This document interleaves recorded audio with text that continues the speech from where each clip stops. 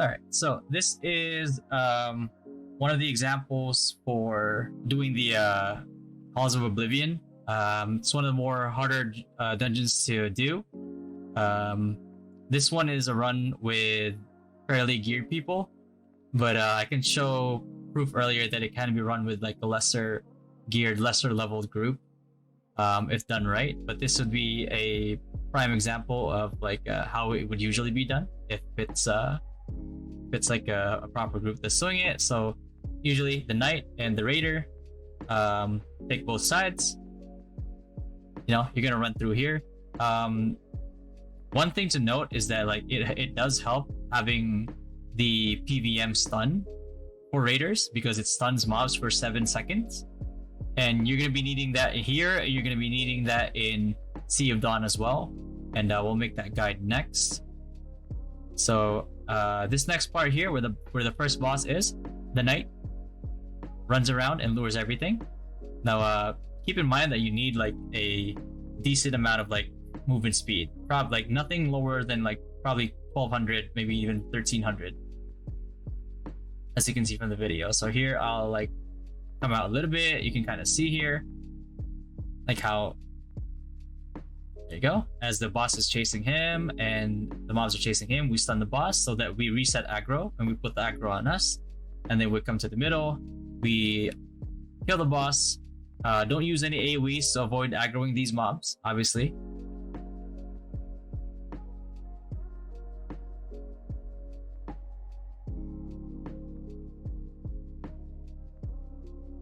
Obviously here, get it done. Get to the next part.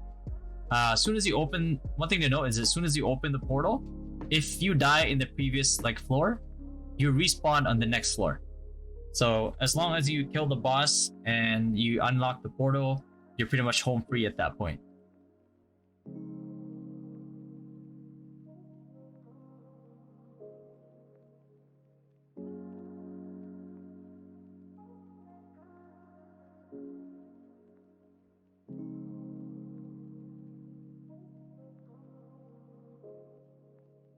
You know, don't be surprised if you get one tap, and don't mind this either. I'm like doing a dungeon while leveling an alt, and he's almost done a full rotation here. He's going clockwise. The one thing to note about this part of the dungeon is you can see like the mobs going back is because this dungeon has a very short leash range, and this one right here, I need to go in and stun right away because like right around this area right here in the middle is where he starts to leash and go back to his spot, and we don't want that happening. So I had to go in and, you know, at the very least try to grab aggro.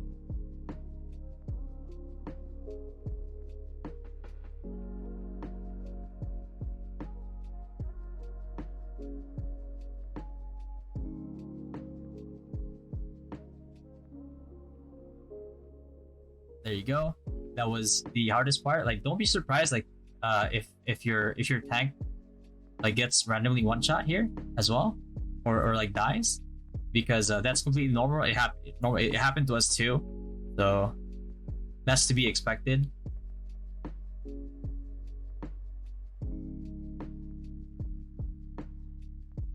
And the reason why like it looks like smoother is because you know, this is a group of like high level people, and it's a group of like, you know, fairly geared people, and you know, Jungkook is actually like really spec'd for this specific dungeon.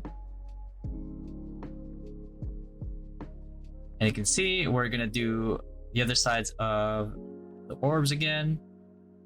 Okay, that opens the gate, and we're gonna run up the stairs. And as soon as you run up the stairs, you're gonna want to veer to the right away. That way, like the mobs that follow here start leashing back to their original location, and at the same time, you can start cleaning the right side, because you're gonna want to clear this right side so you can get to the boss in the back there.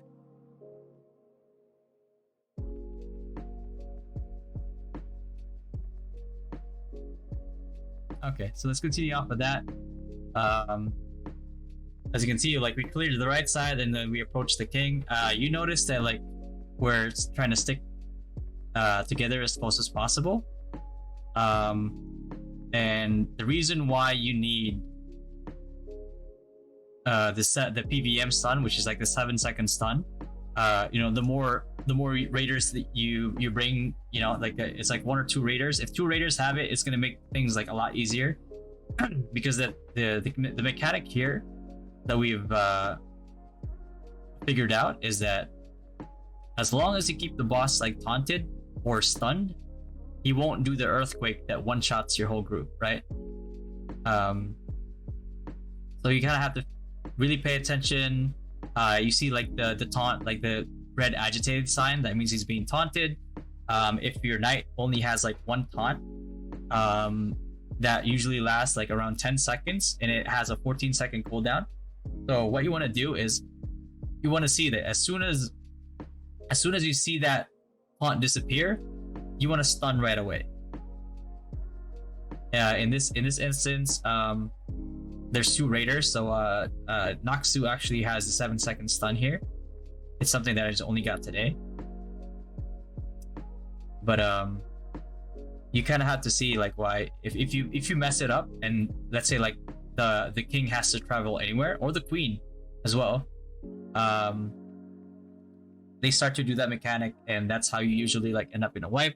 If that happens though, like don't worry, just rinse and repeat. Just come back and try to do it like, again. Like I said, like the third one is really easy because you only have like 1 little corridor to cross, and you cleared the right side already, right? So you're just gonna travel back here, and do the same thing.